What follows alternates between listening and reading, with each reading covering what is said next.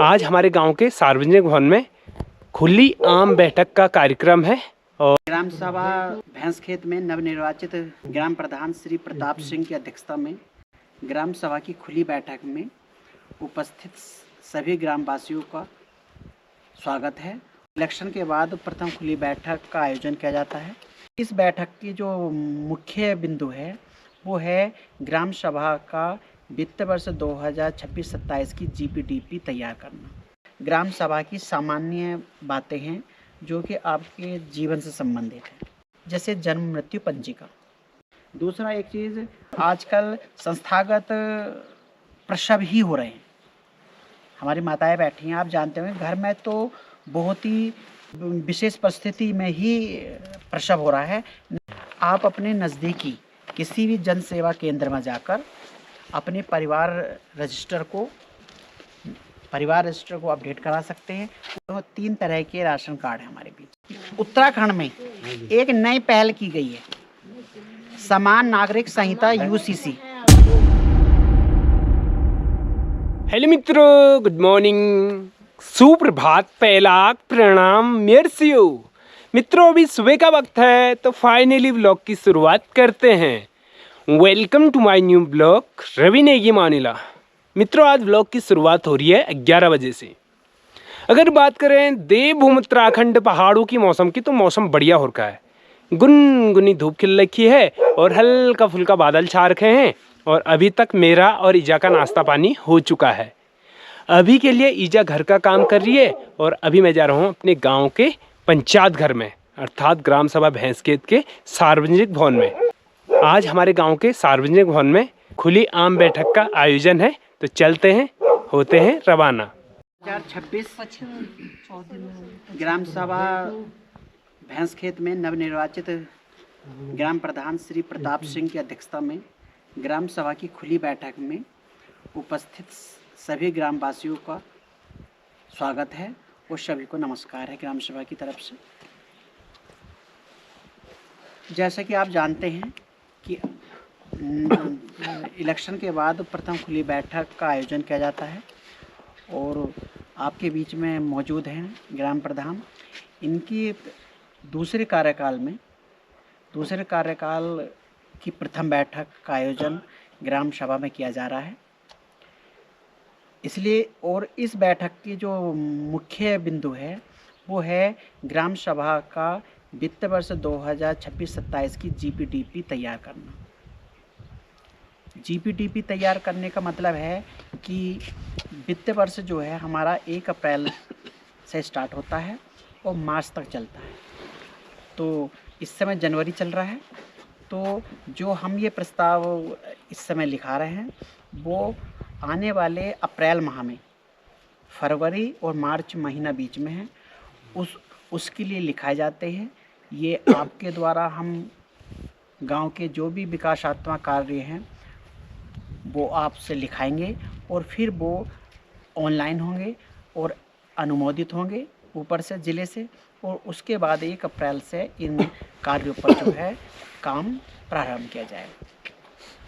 तो इसी क्रम में सबसे पहले हम मेन उसमें आते हैं जो ग्राम सभा की सामान्य बातें हैं जो कि आपके जीवन से संबंधित है। वो एक चीज़ है, जैसे जन्म मृत्यु पंजिका। जन्म मृत्यु पंजीकरण से आप सभी वाकिफ होंगे, जानते होंगे। किसी का भी जन्म या मृत्यु ग्राम सभा के अंदर होता है, तो आप 21 दिन के अंदर हमें सूचित कर निःशुल्क अपना जन्म या मृत्यु प्रमाण पत्र हासिल कर सकते हैं। लेकिन ये समय सीमा बहुत महत्वपूर्ण है कि 21 दिन के अंदर आपको ये करना होगा। दूसरा एक चीज़, आप जो नहीं भी आए तो चाहे नोट करा देना उन्हें। जैसे हमारे यहाँ हॉस्पिटल खुला है रतखाल में, तो यदि आजकल संस्थागत प्रसव ही हो रहे हैं। हमारी माताएं बैठी हैं, आप जानते होंगे घर में तो बहुत ही कोई विशेष परिस्थिति में ही प्रसव हो रहा है, नहीं तो वो प्रसव अधिकांश हॉस्पिटल में ही हो रहे हैं। तो आप लोगों से ये बताना है कि यदि किसी का मानिला इसमें पीएचसी में प्रसव होता है, तो यहाँ से आपको एक डिस्चार्ज स्लिप देते हैं जब आप वहाँ से अपने घर के लिए आते हैं। जन्म प्रमाण पत्र आप वहाँ से ले सकते हैं, लेकिन जन्म प्रमाण पत्र जारी करने के लिए यहाँ आपने देखा होगा मोलेखाल के आगे देवालय हॉस्पिटल है, वो बड़ा हॉस्पिटल है, जानते हो ना।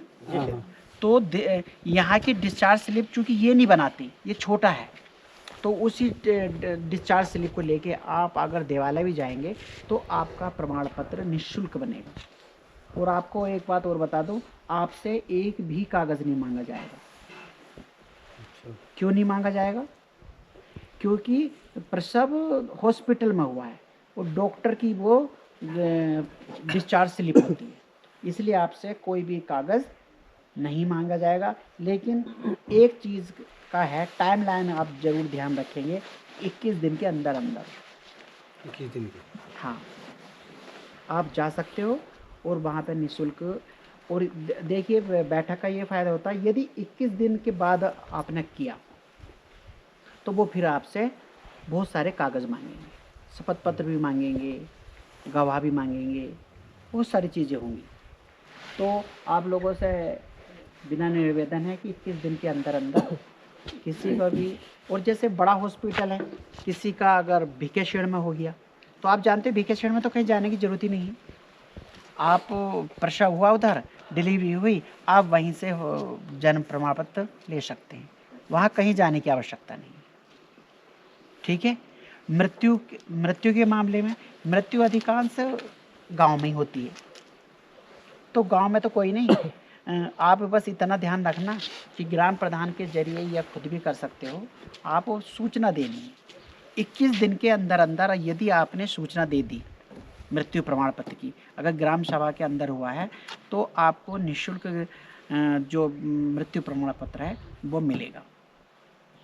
और जितने कागज़ उसमें लगेंगे वो सभी आपके ग्राम पंचायत के अंदर अंदर है, चाहे ग्राम प्रधान का प्रमाण पत्र हो या एएनएम का प्रमाण पत्र हो, गवाह आपके गांव के हैं, आधार कार्ड आपके पास है, तो आपको कहीं पर भी जाने की ज़रूरत नहीं है। आपके पास गांव में ही वो उपलब्ध हो जाएंगे और वो हमें उपलब्ध हो जाएंगे और वो आपका निःशुल्क जारी हो जाएगा।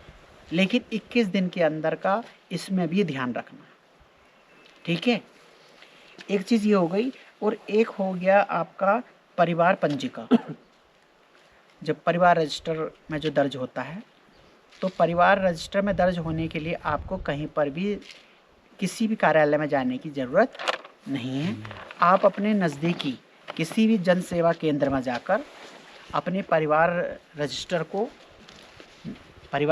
अपडेट करा सकते हैं। उसमें से नाम कटवा भी सकते हैं, उसमें नाम आप जुड़वा भी सकते हैं। कटाने का क्या केस होगा? कटाने का होगा क्या, तो आपके परिवार में कोई बेटी होगी तो उसकी शादी हुई होगी, है ना। तो उस केस में आप क्या करोगे? उस केस में उसका जो शादी का कार्ड होता है वो लग जाता है और ग्राम प्रधान लिख के दे देंगे। दूसरा किस केस में कटेगा बताइए? आप बताइए, परिवार रजिस्टर में से दूसरा और क्या कारण होगा जो नाम नष्ट करना पड़ेगा? देखा? तो यदि किसी की भी अगर मृत्यु हो गई है तो उसके लिए क्या करना है? आप, ये बहुत छोटी सी बात है, मृत्यु प्रमाण पत्र सीएससी सेंटर पे लेके जाइए, है ना, और आपका जो है वो वहाँ से नाम नष्ट हो जाएगा। चढ़ाने के केस में क्या है? क्या तो बच्चे ने जन्म लिया होगा, है ना, तो बच्चे ने जन्म लिया होगा तो उसका क्या चाहिए? से बर्थ सर्टिफिकेट। आप बच्चे का किसी का भी बर्थ सर्टिफिकेट ले सकते हैं और उसे किसी भी सीएससी सेंटर पे वो नाम दर्ज हो जाएगा। एक क्या है? एक है कि बहू आई होगी, तो बहू की केस में थोड़ा सा अलग है, थोड़ा सा एक और कागज़ की ज़रूरत पड़ेगी। उसका एक मायका होगा, मायके में भी परिवार रजिस्टर होगा, उसका नाम वहाँ पे दर्ज होगा। तो वहाँ पहले परिवार रजिस्टर का कैंसिलेशन, नस्तीकरण प्रमाण पत्र, परिवार पंजिका का नस्तीकरण प्रमाण पत्र लाना होगा। आप उस कागज़ को ऑनलाइन करवाएंगे, ठीक है, तो और उसका आधार कार्ड लगाएंगे, आप बहू का भी आसानी से नाम आपके परिवार रजिस्टर में दर्ज हो जाएगा। इसके लिए टाइम लाइन की आवश्यकता नहीं है कि मतलब आपको 21 दिन में करना, महीने 2 महीने, जब भी आपको ज़रूरत पड़ती है। होने तो ये चाहिए कि आपकी जिम्मेदारी है कि अगर शादी हो गई तो उसका नाम जल्दी से जल्दी चढ़ना चाहिए, और मृत्यु हो गई है तो कटवा लेना चाहिए। लेकिन फिर भी फिर एक राशन से संबंधित है, हमारे बीच में डीलर साहब भी मौजूद हैं। ठीक है ना। तो हमारे पास राशन के, आप जानते हो, 3 तरह के राशन कार्ड हैं हमारे बीच में। पहले रंग से बता देते हैं। एक सफ़ेद कलर का है, एक पीले कलर का है, और एक गुलाबी कलर का है। जो सफ़ेद कलर के राशन कार्ड है उसे आम बोलचाल में आप खाद्य सुरक्षा या बीपीएल बोलते हैं, लेकिन वो पीएचएस कार्ड होते हैं। ठीक है ना। तो उसमें क्या करना है, एक ये, और एक जो पीले कलर का कार्ड है वो एपीएल का कार्ड होता है, जिसे आप अमीरी वाला कार्ड बोलते हैं। और एक गुलाबी कलर का कार्ड है, उसे अंत्योदय कार्ड बोलते हैं। अंत्योदय की आप अच्छी तरह सभी वाकिफ हो कि जो बीपीएल परिवार से भी नीचे होने के लिए तो उसकी पात्रता वो है, जैसे अकेली कोई बुढ़िया रहती हो, बूढ़ा रहता हो, या कोई विधवा रहती हो। उसका मतलब ये नहीं कि सिर्फ वो अकेली होगी तभी बनेगा। जैसे मान लो कोई विधवा है, उसका आजीविका का कोई साधन ही नहीं है, उसके चाहे 2 भी बच्चे हैं, तो ऐसे नहीं है कि 2 बच्चे हैं तो उसका अंत्योदय नहीं बन सकता। अंत्योदय का कारण ये नहीं है, जैसे कभी कभी मैं सुनता है कि बोल देते हैं कि आमतौर पर कि जिसके परिवार का अंत होने वाला है उसका, ऐसा नहीं है। अंत्योदय में आपने एक चीज़ देखा होगा डीलर साहब, अंत्योदय कार्ड पे कितना किलो राशन उपलब्ध हो रहा है इस समय? 20 किलो और 13 किलो। 20 किलो और 13 किलो। इतना राशन किसी भी कार्ड पे नहीं है। ठीक है ना। और बीपीएल वाले में 7 यूनिट तक ही तो राशन मिलेगा। उससे ऊपर आपके 10 हो, कुछ भी है, कोई राशन उपलब्ध नहीं होगा, है ना। और उसमें, और आपने देखा होगा उसमें कम रेट पे भी मिलेगा, है ना। तो उसकी शर्त एक ही इसी बात की है कि आप अपना गांव में किसी भी तरह जो राशन से संबंधित है, सभी को राशन मिल रहा है, कोई दिक्कत? ठीक है, धन्यवाद इसके लिए। मतलब मंथ हमारा ये पूछने का मतलब, गोदाम में ही नहीं है तो डीलर लाया कहाँ से? हमारा यहाँ पूछने का मतलब है विगत महीनों में हो सकता है कि अभी लदान ना लगा हो, आया ना हो, लेकिन ऐसा नहीं कि नहीं आएगा, है ना। ना मिलने का कारण हमें भी आश्वासन मिला। आप समझ रहे हो, नहीं आने का कारण हमारा पूछने का मतलब है कि किसी को 2, 4, 6 महीने से ना मिल रहा हो, है ना, ये मतलब होता है। अब आते हैं यूनिट चढ़ाने और दर्ज करने में। तो अभी हम सफ़ेद वाले राशन कार्ड को अलग हटा लेते हैं। ठीक है, एक एपीएल वाला पीला है कार्ड है, एक अंत्योदय का है। ठीक है ना। इसमें यूनिट आप निरस्त भी करा सकते हो और दर्ज भी करा सकते हो। ठीक है ना। दर्ज कराने के लिए क्या कागज़ की आवश्यकता होगी? एक आप राशन कार्ड देना होगा, और जिसका चढ़ रहा है उसका आधार कार्ड देना होगा। सिर्फ ये 2 दस्तावेज होंगे और चढ़ जाएगा। लेकिन किसके केस में होगा ये? बच्चे के। यही चीज़ जब बहू आ जाएगी तो बहू के केस में इसमें एक कागज़ और जोड़ जाएगा, तीसरा। इसमें भी आपको राशन कार्ड 1, दूसरा आधार कार्ड बहू का 2, लेकिन तीसरा जो होगा वो होगा ration card cancellation, ration card निरस्तीकरण प्रमाण पत्र। मायके से कहने का मतलब है कि जो मायके में उसका राशन कार्ड में दर्ज है वो कटेगा, और जब तक कटेगा नहीं, जैसे मान लो सपोज दैट आप ये कह दो कि हाँ हमारा कट गया, झूठ मान लिया हमने, तो जब हम ऑनलाइन करेंगे तो आप मत बताना, हम खुद बता देंगे कि आपका मायका कहाँ का है, आपके मायके का राशन कार्ड नंबर क्या है। क्यों बता देंगे ऐसा? क्योंकि वो सारा आधार लिंक से वो है। और उत्तराखंड में नहीं, आपका कहीं पर भी हो, दिल्ली हो, हरियाणा हो, किसी भी जगह होगा, तब भी वो आपको पता चल जाएगा। तो इसका मतलब क्या है कि यूनिट चढ़ाने के लिए यूं ही कह देना कि यहाँ कट गया, इससे काम नहीं चलेगा, सच में कटना चाहिए तभी जुड़ेगा नाम। ठीक है। अब आगे सफ़ेद राशन कार्ड बीपीएल। डीलर साहब क्या स्थिति है? देखो मैं आपके बीच के लोगों से ही पूछना चाहूँगा, क्या स्थिति है यूनिट की पूरे ज़िले में? ये तो सर ऐसा है सर, ना तो कोई चढ़ाने को राजी है, ना कोई कटवाने को राजी है। चढ़ाने के लिए तो हैं भी, तो चढ़ाई का कैसे? हाँ चढ़ाएगा कौन? बस यही बात पूछना जा रहा था इनसे, क्या हमारे कारण हो बंदा रहा तो है? है नहीं भाई उसको चढ़ाना, या तो आप ग्राम विकास अधिकारी चढ़ाएगा। देखिए हम आपको बता देते हैं, मैंने इनसे इसलिए पूछा बहुत ज़्यादा, क्योंकि सारी चीज़ इन्हीं तक आती है। तो हमारे ज़िले लेवल पे, देखिए मैं आपको उदाहरण से बताता हूँ, हमारे ज़िले लेवल पे जो खाद्य सुरक्षा बीपीएल पीएचएस कार्ड होता है, उसकी यूनिटें फिक्स होती हैं कि हमारे ज़िले में उदाहरण के तौर पर 5,000 या 10,000 यूनिट हैं। ठीक, तो एक नियम है कि 10,000 एक भी नहीं हो सकती, फिर वो 10,000 ही रहेंगी। अब वो कैसा हो रहा है, जैसे डीलर साहब बता रहे थे, बीपीएल में चाहे किसकी स्थिति कितनी अच्छी क्यों नहीं हो गई हो, अजी वो सच में बहुत अमीर हो, करोड़पति भी है, आज की सच्चाई पहाड़ों की ये है कि वो अगर आप में से मैं पूछ लो ना कि किसी का बीपीएल में से यूनिट काट रहा है यार, राशन कार्ड काट दो ताकि दूसरे परिवार को मिल जाए, तो आप नहीं बता सकते। बता दोगे? आप बताओ। क्योंकि क्यों नहीं बताओगे? क्योंकि आपको लड़ाई थोड़ी करनी है, हम तो चले जाएंगे अभी, लेकिन आप क्या कहेंगे कि आपको क्या पड़ा था, मेरा काट दिया, कटवा दिया।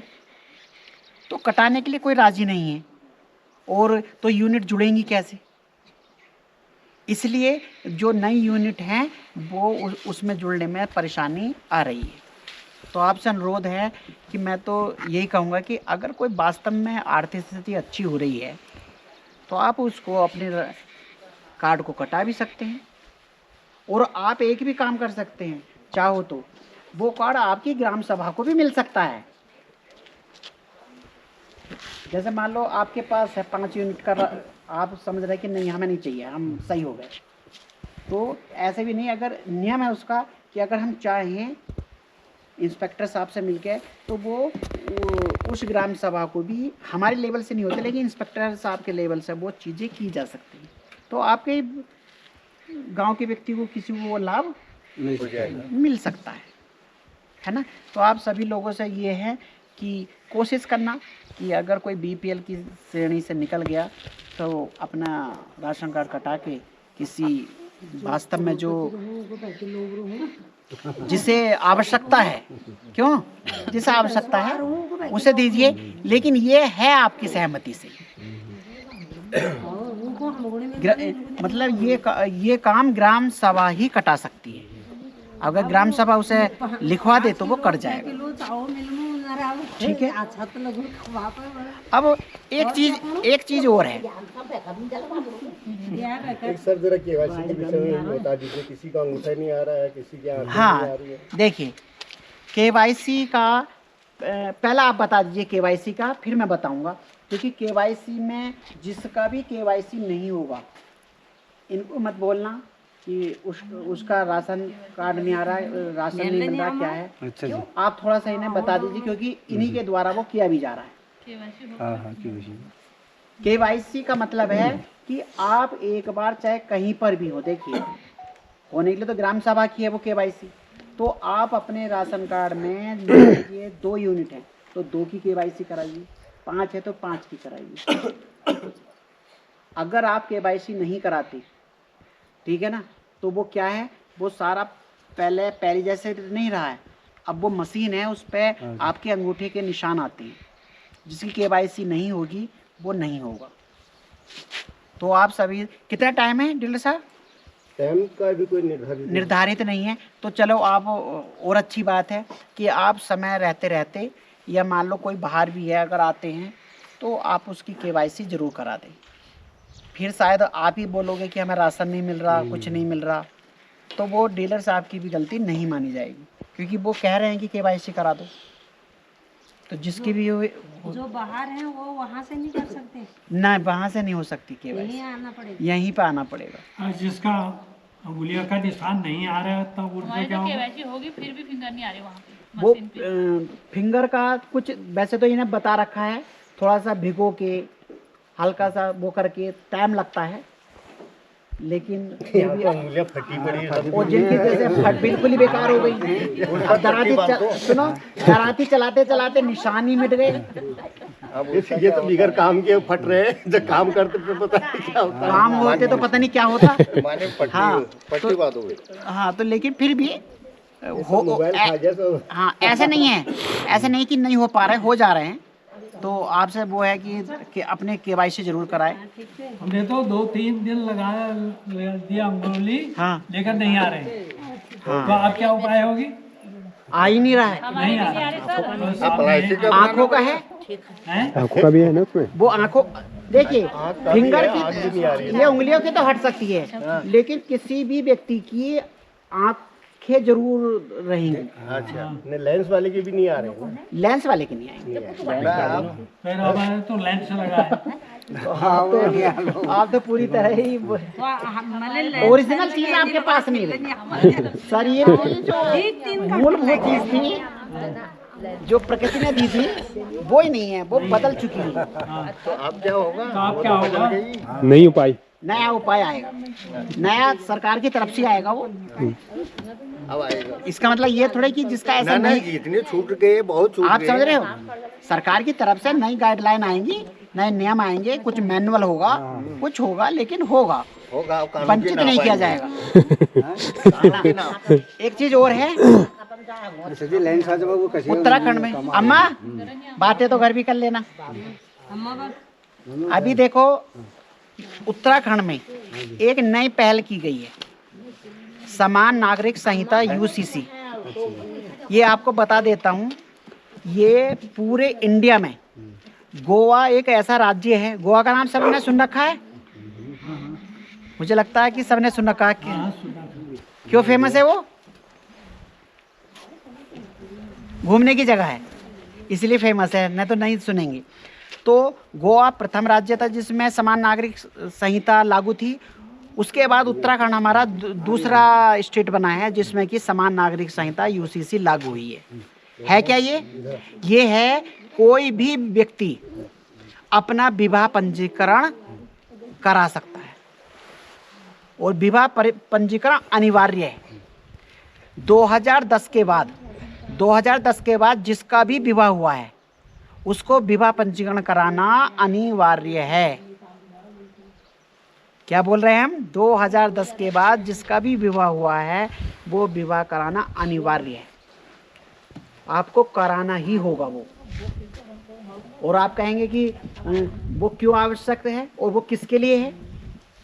आप ये भी बोल सकते हैं कि हमारी शादी तो लड़का भी कहीं बाहर स्टेट का हो सकता है, लड़की भी कोई बाहरी स्टेट की हो सकती है, तो उससे कोई मतलब नहीं है। दंपत्ति में से एक व्यक्ति उत्तराखंड का होना चाहिए, लड़का या लड़की, तो उसका विवाह पंजीकरण किया जाएगा।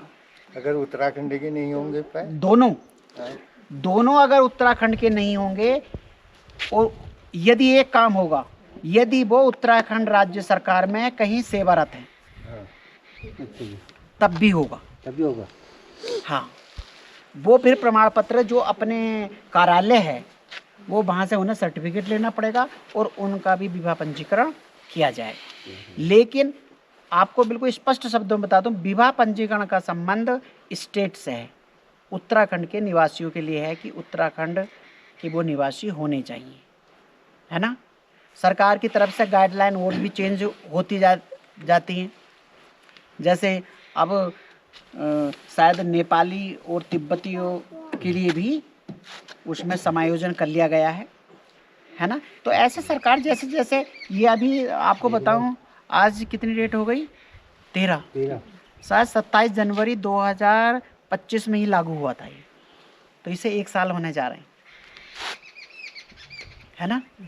तो कुल मिला के क्या है, आप पंजीकरण जरूर कराओ और पंजीकरण कराने के लिए कहाँ भागने की ज़रूरत है? कहीं पर भी भागने की ज़रूरत नहीं है। आप अपने सबसे नज़दीक जन सेवा केंद्र पर जाइए और वो आप बनवा लीजिए। सारे दस्तावेज आपके पास है, उसमें एक भी नहीं। दस्तावेज क्यों नहीं है भाई? पैन कार्ड आपका है, स्थायी प्रमाण पत्र आपका है, समझ गए? 2 गवाह, वो 2 गवाह कहीं के भी हो सकते हैं। 2 गवाहों का नियम क्या है? उस शादी में जो भी व्यक्ति शामिल हुआ है, तो आप समझ गए कि वो शामिल तो कहीं का भी हो सकता है, ठीक है ना? तो इस तरह से है, तो आप विवाह पंजीकरण जरूर कराएं। मुझे तो पूरी ग्राम सभा से एक अपील है कि अनिवार्य रूप से आप विवाह पंजीकरण कराएं। फिर इसके बाद है पेंशन का। वैसे तो अधिकांश की पेंशन लगी हुई है, लेकिन जो भी 60 साल से ऊपर के व्यक्ति हो गए हैं या कोई विधवा हैं या कोई परित्यक्ता हैं या कोई दिव्यांग पेंशन लगवाना चाहते हैं, तो वो अपना नाम इसमें दर्ज करा दें और उसके बाद वो अपनी पेंशन का लाभ ले सकते हैं। हाँ जी मित्रों, अभी समय 1 बज चुका है और सार्वजनिक खुली बैठक संपन्न हो चुकी है। तो आज खुली बैठक में बहुत सारी जानकारी हमको सुनने को मिली, तो अच्छी बात है। और वहाँ की मौसम जो है बढ़िया हो रखा है, धूप लगी है, उसके बाद आसमान में हल्का सा धुंध भी छा रखी है। और ईजा ने अभी दोपहरी का भोजन कर दिया है तैयार, तो अभी करते हैं दोपहरी का भोजन। और फिलहाल आज के ब्लॉग को करते हैं यहीं पे एंड। तो कैसा लगा ब्लॉग? अगर पसंद आए तो लाइक करें, कमेंट करें, अगर चैनल पर नए हो तो चैनल को सब्सक्राइब जरूर करें। मिलता हूँ बहुत जल्द नेक्स्ट ब्लॉग में, तब तक के लिए नमस्कार, पहला प्रणाम, मेरसियो।